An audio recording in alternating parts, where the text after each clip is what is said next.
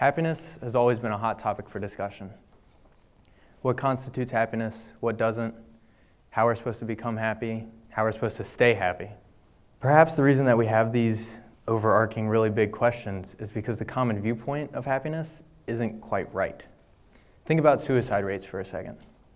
We've already lost several prominent pop culture figures this year alone by suicide. Those are just the ones that we've heard about, because we all know that there are countless other examples of people that we'll never hear about because they didn't make it to the news, who have also died by suicide. With such an epidemic going on in our world and in our lives, it has to make us wonder why. Why is it that this keeps happening? Why is it that this is going on? Perhaps it's because our standard of happiness is disorienting. A lot of people like to think that an increased dopamine level warrants true happiness, but that's not really it. That's just a bodily function that happens to everybody and lasts a little while. True happiness is a much deeper experience that lasts longer and is a lot harder to come by than just a bodily sensation. True happiness is a feeling that lasts longer than any feeling a dopamine surge can provide and causes a person to feel content while also being truly satisfied with themselves. In society today, people move from happy moment to happy moment, chasing that fleeting sensation of happiness. True happiness cannot be attained that way. Zorka Hereford describes our society as an instant gratification culture, always looking for get-rich-quick schemes. An example of this is social media. People post pictures, they get likes, they get happy. Slowly, that happiness dwindles. And so they have to post another picture, and they get more likes, and they get happy again. And they begin this cycle of getting affirmation from other people online. It's not really how true happiness works. Christine Vetrano argues that our society is obsessed with the fulfillment of desires. And a prime example of this is money. People will orient their entire lives around money, making the most of it that they can, holding the most of it that they can, doing whatever they need to do to get money. But if you talk to billionaires or anybody who just has a lot of money, they'll tell you that that's not the way to true happiness. And I'm pretty sure we can believe billionaires because they're some of the people with the most money in the world. Attaining happiness is a process that takes time and effort. It's no little quick thing that's just going to happen and then bam, you're happy for the rest of your life. It's sort of a lot like school. You start out in pre-K and then you have to go all the way through college, maybe even past college, depending on what you want to do, in order to one day be able to do your dream job for the rest of your life. It's a long and drawn-out process, but in the end, you're going to be really happy with what you're doing. One part of the process, contrary to popular belief, is suffering. Stanley Hauerwas states that suffering is an intrinsic part of our moral lives. No human life could be complete without accepting some suffering as part of its moral project. The suffering that he's describing here is legitimate suffering. Legitimate suffering is things in our lives that there's no way to avoid them. They're going to happen no matter what. Things like sickness, injury, death, the ending of relationships, having to move, your life just getting thrown around. They happen, and we can't avoid them, we can't stop them. It's going to happen no matter what. Psychiatrist Dr. Scott Peck states that when we avoid the legitimate suffering that results from dealing with problems, we also avoid the growth that problems demand from us. The thing that makes legitimate suffering different is it gives us opportunities to take a step back and reevaluate our lives. Look at what we've got going on, reorient ourselves to the proper things in our life. I'm sure many of you have heard about the band 21 Pilots.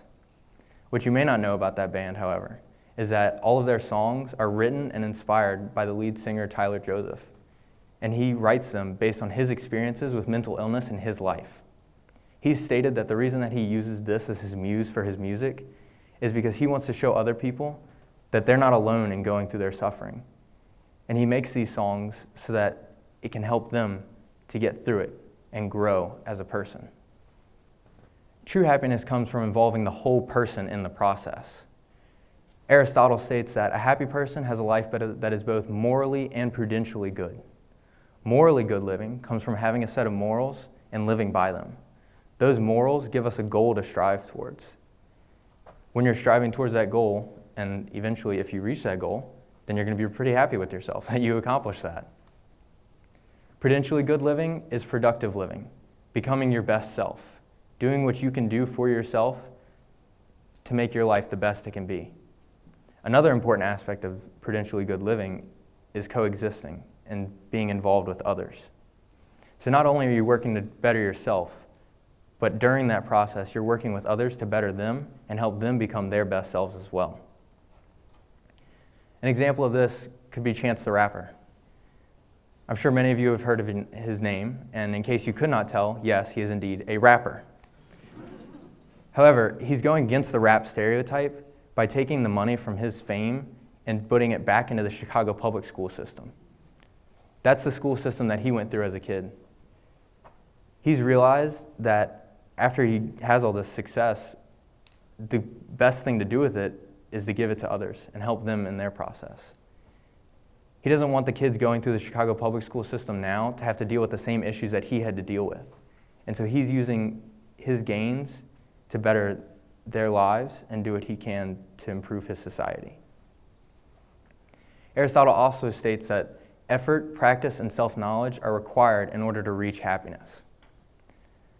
A prime example of this that I experienced in my own life is my journey through the Boy Scouts in order to reach my rank of Eagle Scout. A major part of the Boy Scouts is the Scout Law, which states that a Scout is trustworthy, loyal, helpful, friendly, courteous, kind, obedient, cheerful, thrifty, brave, clean, and reverent. I apologize if I said that a little fast. If you've been saying it as long as I have, then you'd be able to say it that quickly as well. However, the thing that all those adjectives have in common is their goals for the young men in the Boy Scouts to strive towards in order to become men of integrity. All those adjectives gave us the goals in order to become the best men that we could become through the Boy Scouts. Being well-rounded allows for more knowledge, greater awareness, and better experiences in life. Whenever you do choose to involve your whole person, it opens so many opportunities for growth and just overall positive experiences. By being self-aware and caring for one's whole self, humans can attain a life filled with happiness. Zorka Hereford mentions the psychological idea that humans can experience an exceptional quality of life filled with happiness, creativity, and fulfillment when they strive to reach their potential. A prime part of reaching your potential is knowing yourself, and also knowing what's truly important to you. Maslow, in his hierarchy of needs, has the people at the top level are the people who know their self-actualization needs. Those needs are the prime human needs. It's not things like likes on social media or money or material things. It's what you need as a person in order to survive and become the best person that you can possibly be. Matthew McConaughey stated that when he stopped trying to make his films a means to an end of success, that's whenever he became the best actor. He realized that there's a greater goal in what he was doing than making money, getting popular, and making every single movie that he made a #1 box office success. He found joy in the work that he was doing, not in the things that he was getting from it, but from the work itself. He realized that whenever he took the time to build those relationships and better himself and better others through what he was doing, he became the best person he could be and the person that he ultimately wanted to be. By continuously bettering ourselves, we grow as a whole person, body, mind, and spirit. And by growing in those ways, we grow closer to our potential. We grow closer to finding our potential and thus knowing what we need to do in order to reach it. A major part of it is along the way deciding what's important to us. When you know what's important to you, then you know what you want to get and what you can strive towards. But another big part of it is knowing what we are not and what we do not want to be. If you know what you aren't, then that provides you a backdrop to move away from. And therefore, by moving away from that, you're moving towards what you want to be. It's just sort of going to happen. You don't have to think about it too hard. And so if you know what you want and also what you don't want, that sets you up for the greatest success of becoming the person that you want to be in life. True happiness is acquired through living a meaningful life, caring for one's whole self. Reaching true happiness is a process that takes time, and it's not simply desires being filled. It's not getting likes on Instagram, it's not getting money, it's not just having all these material things. It's a much deeper experience than that. Through the process, it will not be entirely positive. And as bad as that sounds, it's really not the worst thing in the world, because those experiences of legitimate suffering provide us those great opportunities of growth, and also to know ourselves better and know who we want to become and what we want to do. It's a process of self-improvement that requires awareness of self and of others in order to coexist.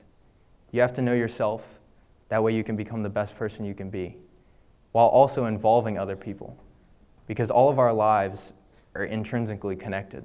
There's no way to avoid other people.